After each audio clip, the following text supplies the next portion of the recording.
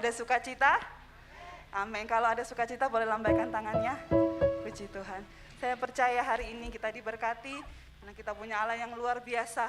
Kita bersama dengan Tuhan Yesus, dimanapun kita berada, kita pasti disertainya. Amin. Mari sama-sama kita bangkit berdiri, katakan, Engkaulah perisaiku, menara kekuatanku. Haleluya.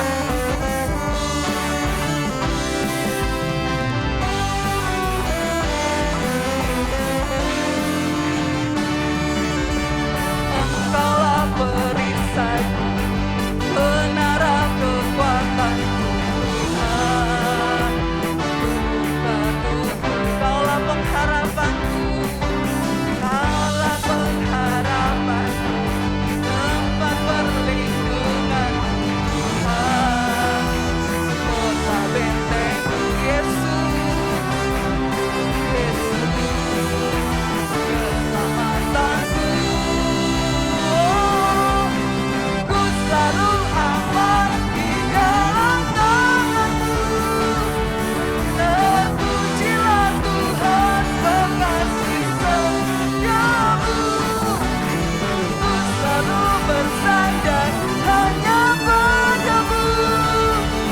Terpujilah Tuhan, terpujilah Tuhan. Haleluya.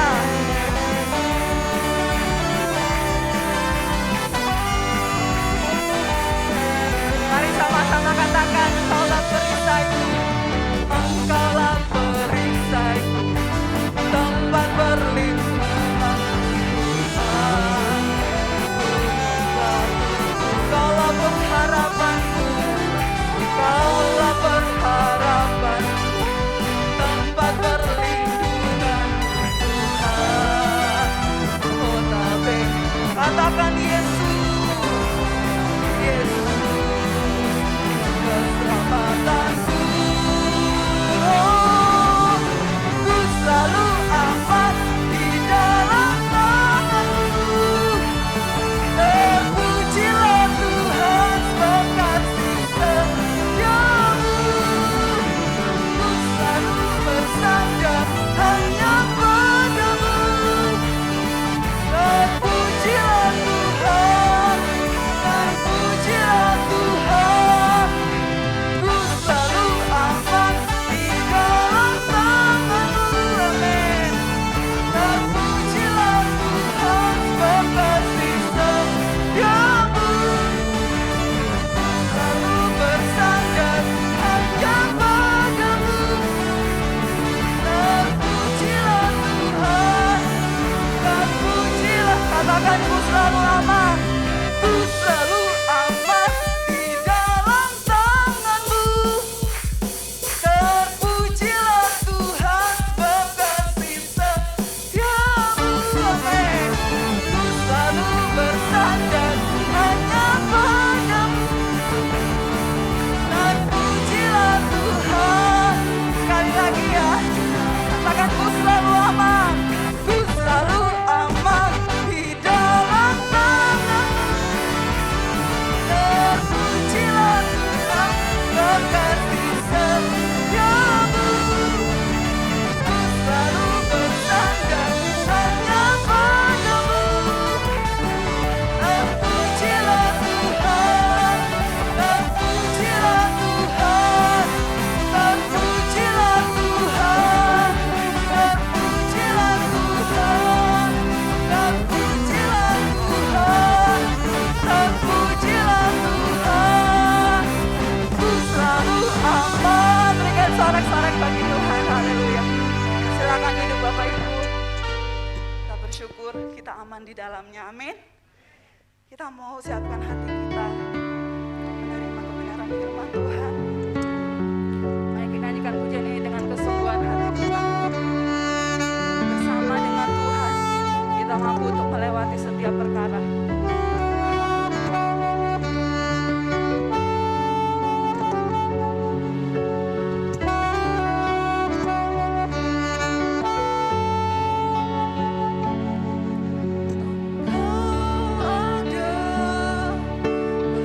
Bersamaku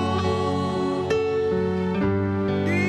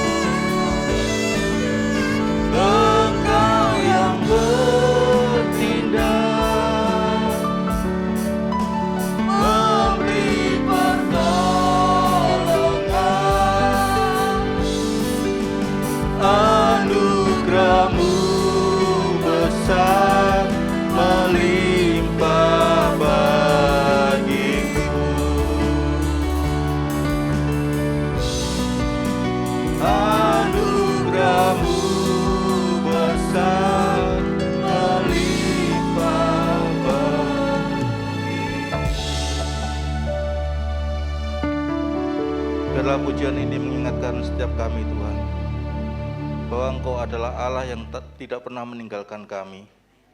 Ajar kami Tuhan untuk tetap senantiasa berharap dan bersandar kepada Tuhan. Sebentar lagi kami akan mendengarkan kebenaran firman-Mu.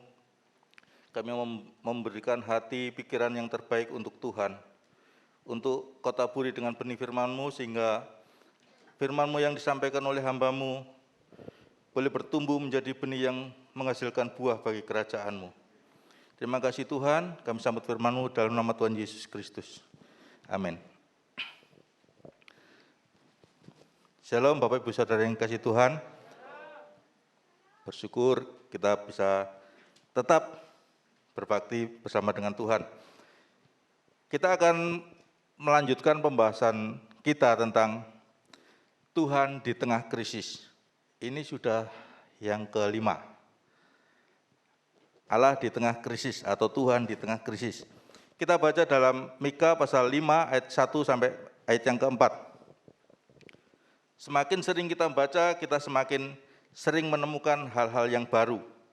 Karena firman Tuhan ini adalah firman yang hidup. Tetapi engkau, hai Bethlehem Efrata, hai yang terkecil di antara kaum-kaum Yehuda, daripadamu akan bangkit bagiku seorang yang akan memerintah Israel, yang permulaannya sudah sejak purbakala, sejak dahulu kala. Sebab itu ia akan membiarkan mereka sampai waktu perempuan yang akan melahirkan telah melahirkan, lalu selebihnya dari saudara-saudaranya akan kembali kepada orang Israel. Maka ia akan bertindak dan akan menggembalakan mereka dalam kekuatan Tuhan, dalam kemegahan nama Tuhan Allahnya. Mereka akan tinggal tetap, sebab sekarang ia menjadi besar sampai ke ujung bumi. Dan dia menjadi damai sejahtera. Apabila Asyur masuk ke negeri kita, dan apabila ia menginjak tanah kita, maka kita akan membangkitkan melawan dia 7 gembala, bahkan 8 pemimpin manusia. Bapak Ibu Saudara sekalian, selama kita membahas tema ini, pernah enggak kita berpikir, mengapa ada krisis? Mengapa ada krisis? Pernah enggak kita terpikir ketika kita membahas tema ini, mengapa Tuhan ada krisis? Atau kita sudah tahu semua sebabnya kenapa ada krisis?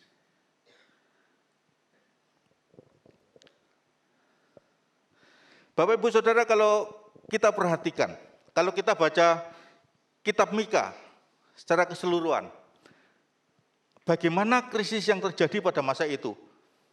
Saya tidak akan membahas karena sudah dibahas oleh pembicara sebelumnya.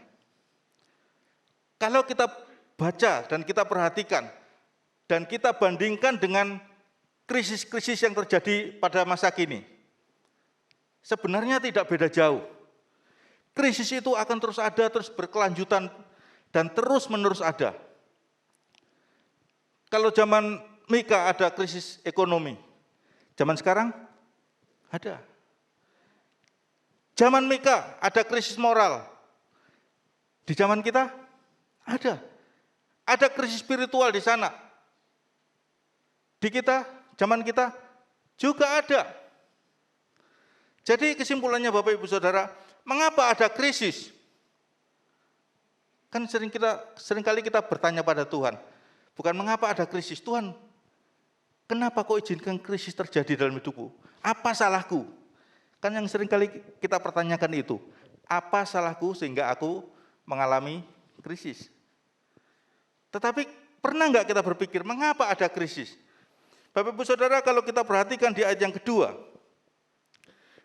dikatakan, sebab itu, perhatikan yang saya tandai merah, ia akan membiarkan mereka sampai waktu perempuan yang melahirkan telah melahirkan. Perempuan yang melahirkan merupakan sebuah perencanaan. Normalnya. Perempuan yang akan melahirkan itu melalui sebuah perencanaan. Ada enggak yang tidak direncanakan? Tidak direncanakan berarti tidak dilakukan, tapi tiba-tiba melahirkan. Ada? Pernah ada, tapi ini satu hal yang mistis. Saya pernah melihat orang yang sudah tua, yang sudah tidak mungkin lagi punya anak, tiba-tiba punya anak.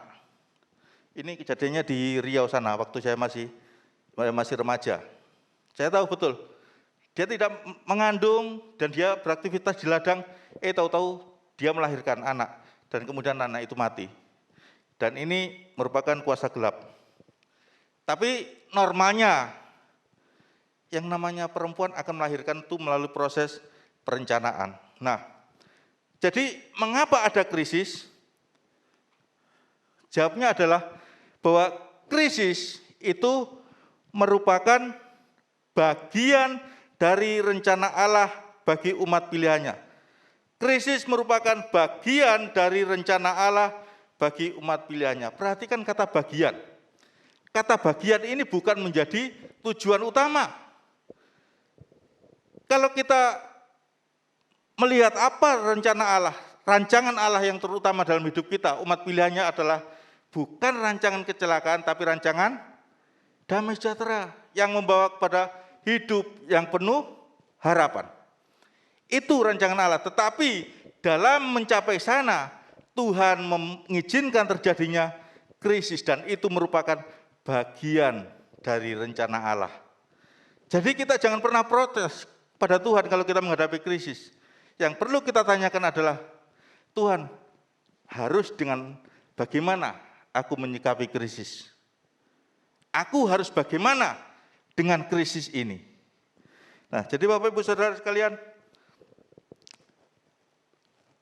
krisis merupakan bagian dari rencana Allah bagi umat pilihannya. Tujuannya untuk apa? Yang pertama, tujuannya adalah untuk membedakan umat pilihan dengan bukan umat pilihan. Untuk membedakan umat pilihan dengan yang bukan. Ketika kita sama-sama menghadapi krisis, apa yang dilakukan oleh orang yang percaya dan apa yang dilakukan oleh orang-orang yang tidak percaya itu berbeda. Ketika orang yang percaya Tuhan melihat krisis ekonomi, melihat krisis moral, melihat krisis spiritual, sikapnya akan beda. Kalau orang Kristen, orang yang percaya, saya nggak ngomong orang Kristen, karena orang Kristen banyak yang nggak percaya. Orang yang percaya sama Tuhan menghadapi krisis keuangan misalnya, krisis ekonomi, dia akan tetap bersyukur. Tapi kalau orang di luar Tuhan, dia akan melakukan macam-macam, bersungut-sungut minimal. Dan yang pasti mereka akan melakukan kejahatan untuk menutupinya. Melihat krisis moral,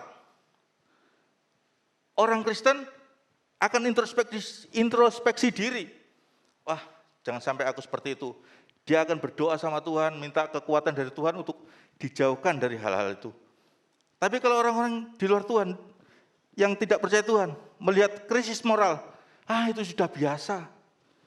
Sudah biasa. Tidak ada hukum yang mengatur kok. Melakukan juga hukumannya ringan, ya dilakukan saja, dan segala macamnya.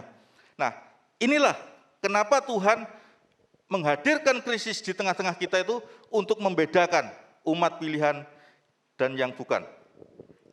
Selanjutnya, tujuan Tuhan yang kedua adalah agar umatnya mengenal Tuhan dengan benar. Melalui krisis, ini secara khusus berbicara tentang kehidupan orang-orang Kristen. Ini nggak ada sangkut pautnya dengan orang-orang di luar Tuhan.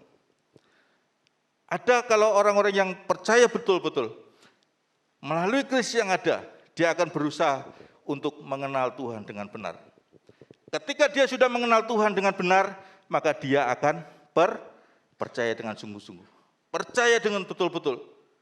Sehingga pengiringannya akan Tuhan semakin mantap. Dan tidak mudah digoyahkan. Orang yang berjalan bersama Tuhan, mengenal Tuhan, melalui krisis. Dia adalah orang-orang Kristen yang tangguh.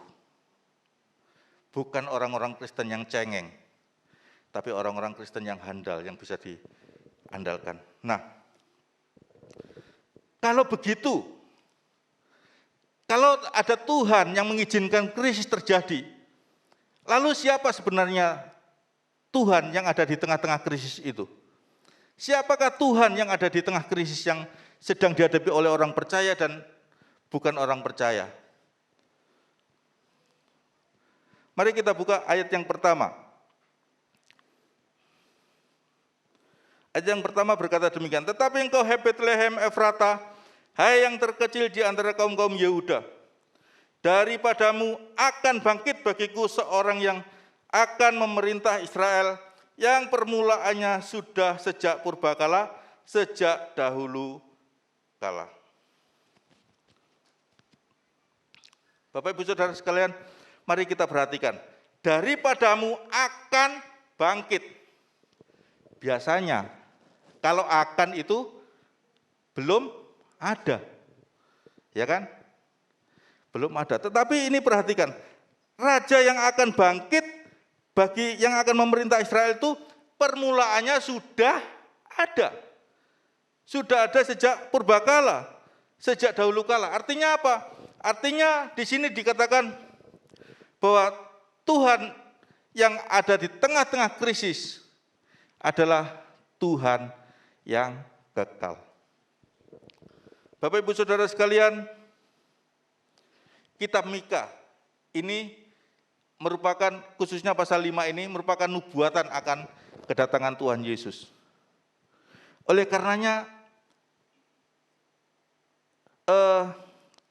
apa yang dikatakan oleh Nabi Mika ini digenapi dalam Tuhan Yesus Kristus. Nah, Tuhan yang kekal ini berarti apa sih? Tuhan itu sudah ada dulu, sekarang, dan selama-lamanya.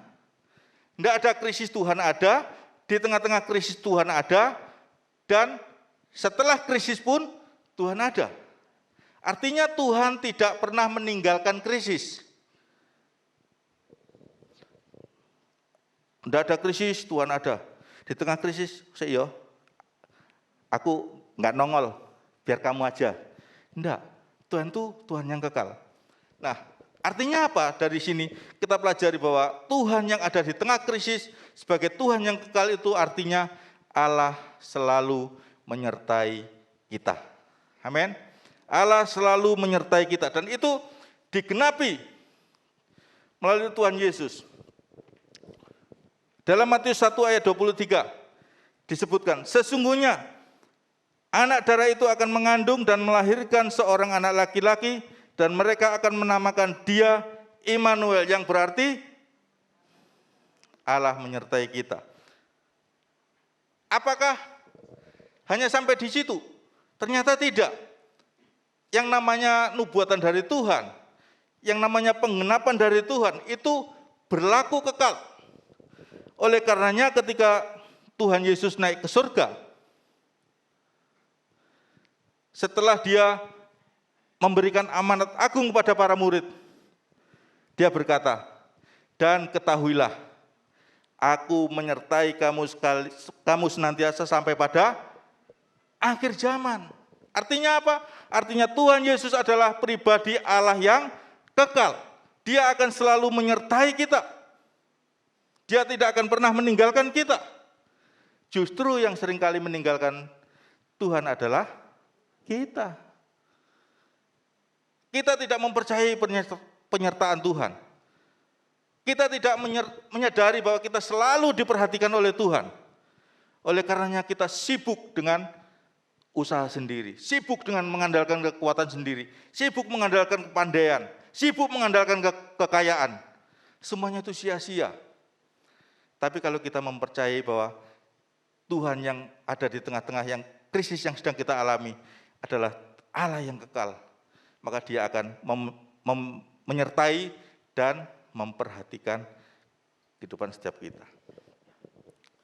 Nah, Bapak Ibu Saudara sekalian, ketika Tuhan memperhatikan kita. Tuhan menyertai kita. Apakah penyertaannya hanya sekedar mendampingi saja? Ternyata tidak. Empat pembicara sebelumnya selalu menyinggung hal ini, bahwa Tuhan itu akan menggembalakan kita. Dalam Mika pasal yang 5 ayat yang ketiga dikatakan, maka ia akan bertindak dan akan menggembalakan mereka. Perhatikan, dalam kekuatan Tuhan dan dalam kemegahan nama Tuhan Allahnya, mereka akan tinggal tetap, sebab sekarang ia menjadi besar sampai ke ujung bumi. Siapakah Allah yang memperhatikan kita? Siapakah Allah yang menggembalakan kita? Dia adalah Tuhan yang Maha Kuasa.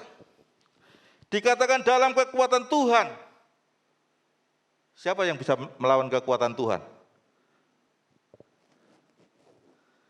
Tidak ada. Dan dalam kemegahan nama Tuhan Allahnya. Bapak Ibu, kalau kita memperhatikan dalam kekuatan Tuhan dan dalam kemegahan nama Tuhan, ini memiliki pengertian yang sama. Berbicara tentang sesuatu yang dapat diandalkan.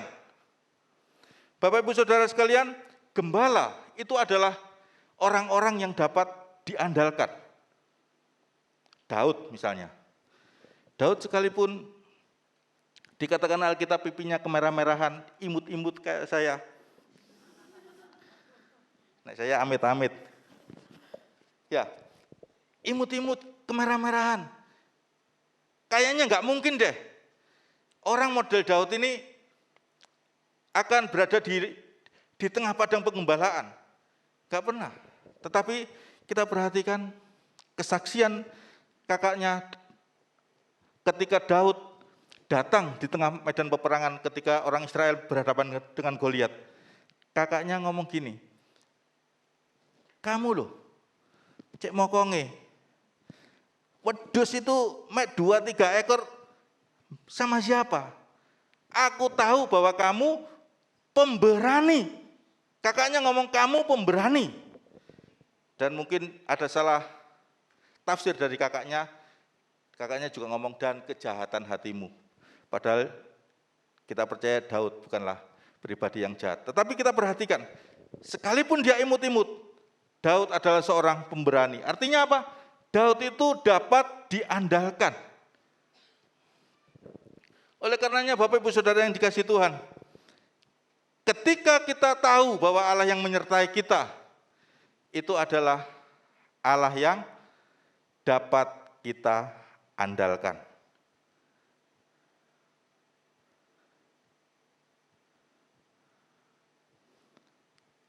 Kalau dapat diandalkan itu artinya apa sih? Kita itu dengan mudah dapat mempercayai Dia. Seharusnya seperti itu. Kenapa kita harus seperti itu? Kenapa kita harus mengandalkan Tuhan? Kenapa kita harus percaya sepenuhnya pada Tuhan? Bapak Ibu Saudara, Tuhan Yesus juga terus menggenapi nubuatan ini. Dalam Matius 28 ayat 18 dikatakan, Yesus mendekati mereka dan berkata, kepadaku telah diberikan apa? Segala kuasa di surga dan di bumi. Tuhan Yesus memiliki segala kuasa di surga dan di bumi. Kalau Dia yang berkuasa, Dia yang maha kuasa, apalagi yang dapat kita andalkan selain Dia? Kita seringkali membangga-banggakan apa yang kita miliki. Kepintaran kita, kekayaan kita, kekuatan kita. Tapi percayalah, ketika hal itu dilakukan di luar Tuhan, maka Tuhan akan mempermalukan kita. Tetapi orang yang mengandalkan Tuhan, dikatakan Alkitab, diberkati.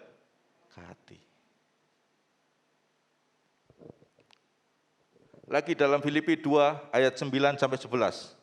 Rasul Paulus berkata demikian, itulah sebabnya Allah sangat meninggikan Dia dan mengaruniakan kepadanya nama di atas segala nama, supaya dalam nama Yesus bertekuk lutut segala yang ada di langit dan yang ada di atas bumi, dan yang ada di bawah bumi.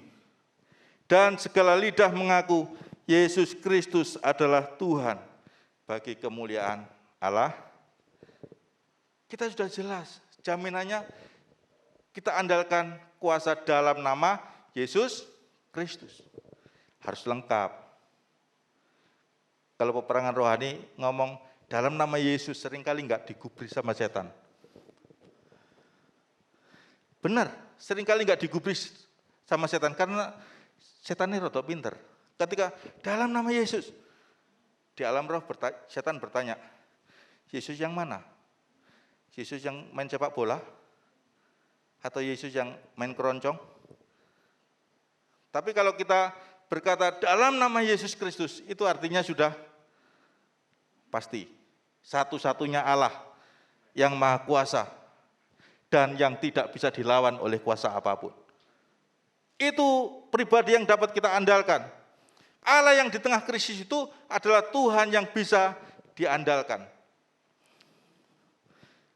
Selanjutnya, kalau dia dapat diandalkan itu diandalkan dalam hal apa saja.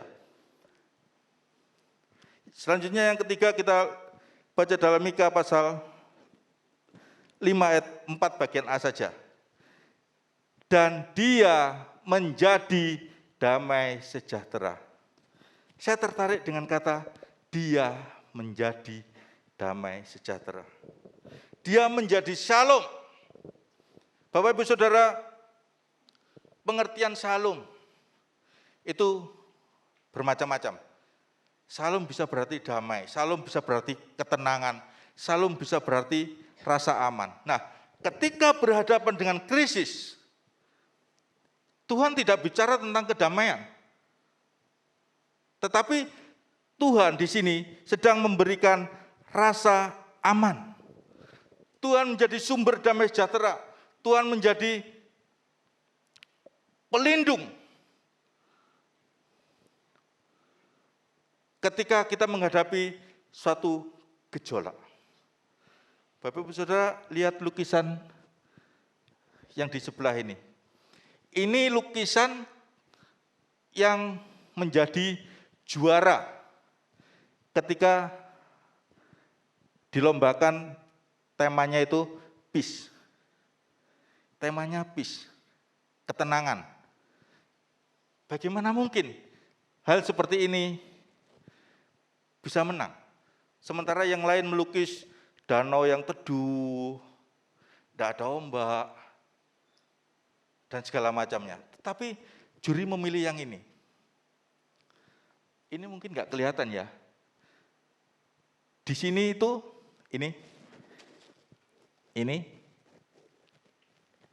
inilah poinnya. Dia mengatakan gini, ada satu badai, ada satu gejolak, ada suatu gelombang yang tinggi, tetapi di situ ada seekor burung dalam sarangnya dan dia tenang di dalam sarang itu. Dia tidak ketakutan. Inilah yang disebut dengan damai yang sesungguhnya. Inilah yang damai yang diberikan oleh Tuhan Yesus. Ketika Tuhan Yesus berkata dalam Yohanes 14 ayat 27, damai sejahtera-Ku tinggalkan bagimu, damai sejahtera-Ku kuberikan kepadamu, dan apa yang kuberikan tidak seperti yang diberikan oleh dunia kepadamu. Janganlah gelisah dan gentar hatimu. Apa sih perbedaannya damai yang diberikan dunia dengan damai yang diberikan oleh Tuhan Yesus? Damai yang ditawarkan dunia adalah begini. Kalau kamu baik-baik, ya aku aman. Kalau kamu menyenangkan, ya aku enjoy. Tetapi kalau kamu rese, aku merasa tidak aman. Kalau keadaan dunia gonjang-ganjing seperti ini, aku enggak aman. Kalau keuanganku nipis, aku tidak aman. Itu kedamaian yang ditawarkan oleh dunia. Tetapi damai yang diberikan oleh Tuhan Yesus adalah lain. Aku akan menjadi damai sejahtera, artinya aku akan menjadi penjaminmu, aku akan menjadi pelindungmu, aku akan menjadi penjagamu. Jadi ketika apa yang terjadi di dunia ini, seburuk apapun yang terjadi di dunia ini, kalau kamu ada di dalamku, maka kamu akan aman. Itu damai yang ditawarkan Tuhan Yesus. Bapak Ibu, burung di situ dengar enggak suara gemuruh ombak? Dengar enggak suara angin? Pasti dengar. Kita pun seperti itu. Kita mendengar berita-berita hoaks, aduh, banyak. Dan itu menakutkan. Tetapi anehnya, banyak orang Kristen nambah-nambahi, ikut menyebarkan hoaks. Itu kan orang Kristen tidak pinter. Orang Kristen harusnya lebih cerdas dari orang dunia. Ketika ada hoaks, ini hanya angin lalu, tidak tak reken. Bukan malah nakut-nakuti, kadang jempol ini loh kecepatannya melebihi otak. Terus dibaca, dilihat, mungkin belum dibaca, baru dilihat judulnya, share. Tidak. Orang Kristen bukan seperti itu.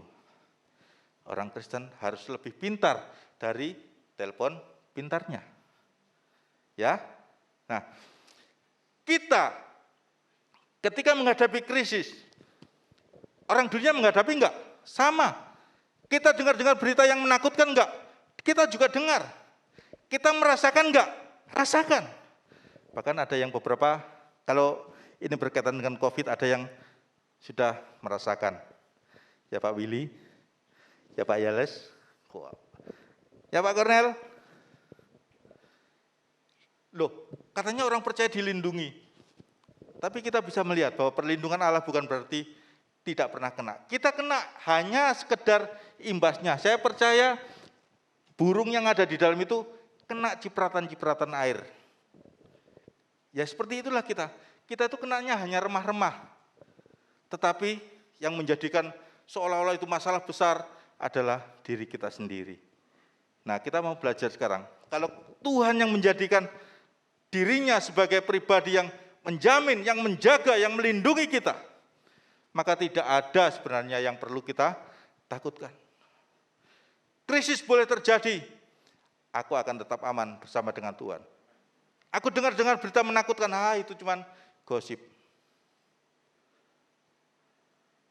Berita-berita yang membingungkan, itu bukan dari Tuhan. Kuncinya cuma satu, kalau berita itu membawa damai sejahtera, itu adalah berita dari Tuhan. Kalau berita menakutkan, apalagi berita bohong yang dibumbu-bumbu, yalah, sudah pasti itu hoax. Dan jangan dipercaya, apalagi disebarkan. Tuhan Yesus menjadi sumber damai sejahtera kita. Tuhan Yesus menjadi pelindung dan menjaga kita. Jadi tidak ada yang perlu kita takutkan. Nah, ini yang penting. Ini yang penting. Tapi bukan berarti yang itu tadi nggak penting, itu juga penting. Tapi ini lebih penting. Ketika kita sudah memiliki Allah yang memperhatikan kita, Allah yang menjadi andalan kita, Allah yang menjadi penjamin dan untuk menjaga dan melindungi kita, lalu apa yang harus kita lakukan? Apakah kita diam saja? Apakah kita hanya menikmati saja? Bapak Ibu Saudara sekalian, orang-orang Kristen yang hanya menjadi penikmat saja, saya pastikan adalah orang-orang Kristen yang tidak menghidupi firman Tuhan. Tetapi yang harus kita lakukan ketika kita berada di tengah-tengah dunia yang sedang mengalami krisis, kita punya Tuhan yang selalu menyertai kita. Kita punya Tuhan yang dapat kita andalkan. Kita punya Tuhan yang menjadi jaminan hidup kita. Maka kita tuh harus melakukan ini. 1 Petrus 2 ayat 9. Tetapi kamulah bangsa yang terpilih, imamat yang rajani, bangsa yang kudus, umat kepunyaan Allah sendiri, supaya kamu memberitakan hoaks. Ya, ayatnya begitu.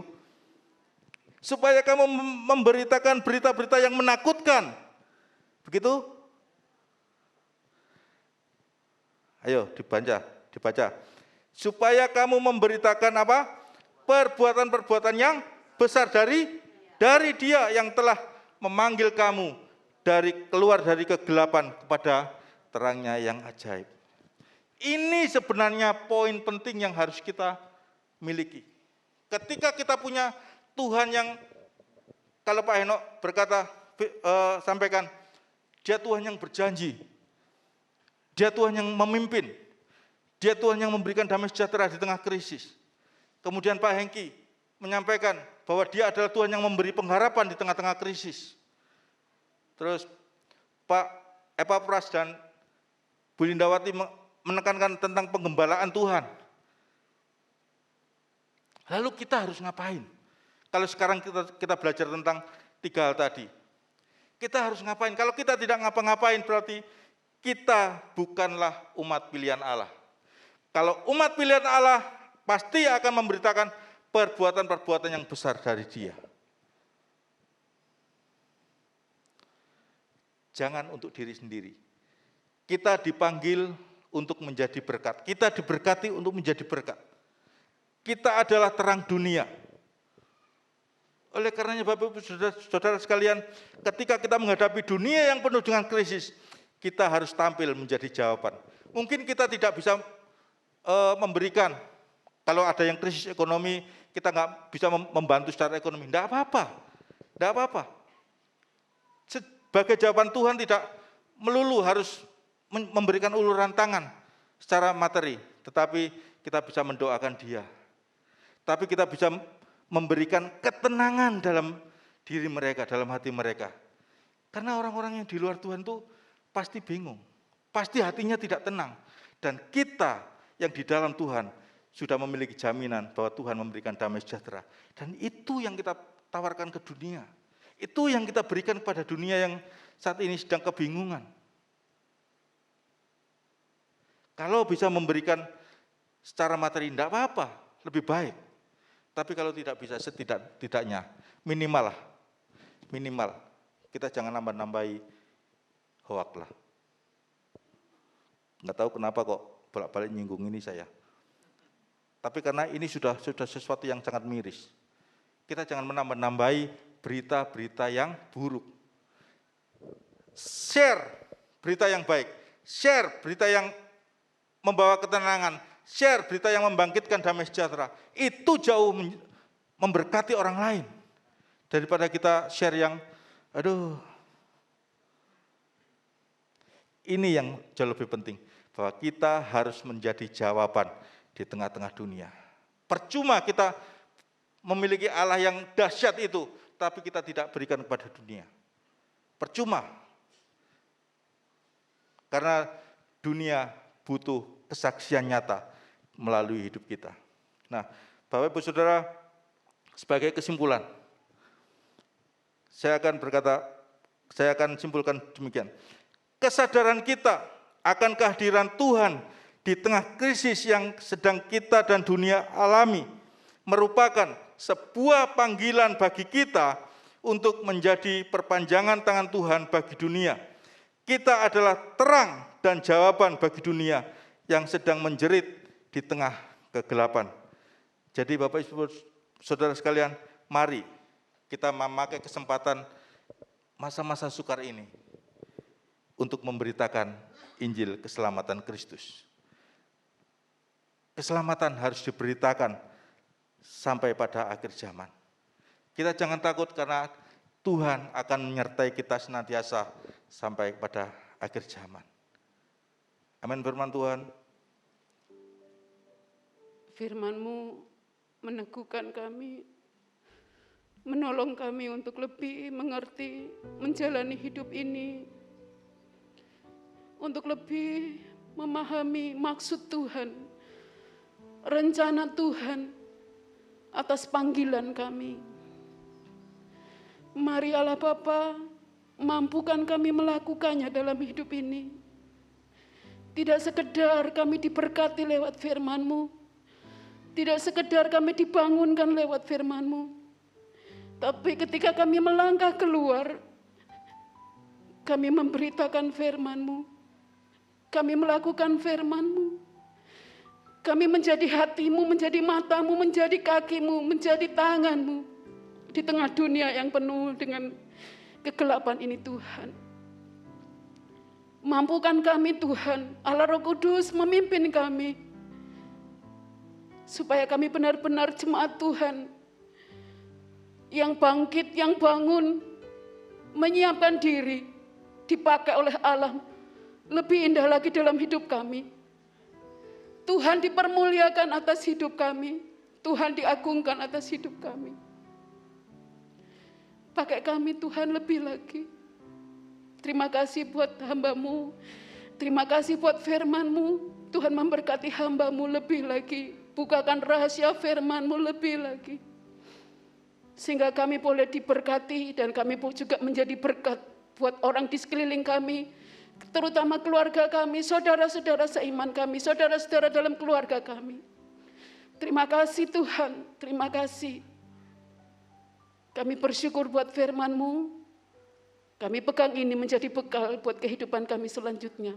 Di dalam nama Tuhan Yesus. Terima kasih buat kehadiran Tuhan dalam ibadah kami pada pagi hari ini, yang kami yakini tidak pernah sia-sia. Karena kalau Tuhan ada, sesuatu pasti terjadi. Dengan iman kami terima pertolongan Tuhan. Yang sakit jadi sembuh dalam nama Tuhan Yesus. Yang susah dihibur, yang lemah dikuatkan, yang terikat dibebaskan oleh kuasa Tuhan. Yang datang dengan hati gelisah pulang dengan sejahtera yang penuh. Pagi ini kami percaya yang melayani dan yang dilayani sudah sama-sama diberkati oleh Tuhan. Persembahan baik kolektor maupun persepuluhan, Tuhan sumber segala berkat memberkati kembali dengan berkat yang berkelimpahan. Bangsa dan negara kami serahkan dalam tangan Tuhan. Hikmat Tuhan menolong para pemimpin negara kami, pejabat yang berwenang untuk bisa mengatasi varian-varian dari COVID yang ada. Tuhan tolong, kami percaya Tuhan melindungi kami sebagai umat-Mu. Itu sebabnya Tuhan, kami juga menyerahkan perjalanan kami kembali ke rumah. Sertai kami, lindungi kami dari yang jahat, dan bungkus kami dalam kuasa darah-Mu. Dan sebelum kami melangkah meninggalkan tempat ini, dengan iman kami angkat tangan kami untuk kami menerima berkat daripada Tuhan. Tuhan memberkati engkau dan Tuhan melindungi engkau. Tuhan menyinari engkau dengan wajah-Nya dan memberi engkau kasih karunia. Tuhan menghadapkan wajah-Nya kepadamu dan memberi engkau damai sejahtera. Turun dan tinggal atas kami dan keluarga kami. Berkat yang berasal dari Allah Bapa, kasih karunia dari Tuhan Yesus Kristus dalam persekutuan Roh-Nya yang kudus menyertai dan membuat kami menjadi berkat pagi hari ini sampai Maranatha Tuhan Yesus datang kembali pada kali yang kedua. Terima kasih, dalam nama Tuhan Yesus Kristus kami sudah berdoa, bersama-sama berkata amin. Selamat pagi, Tuhan memberkati Bapak Ibu Saudara sekalian. Selamat pulang, Tuhan beserta kita semua.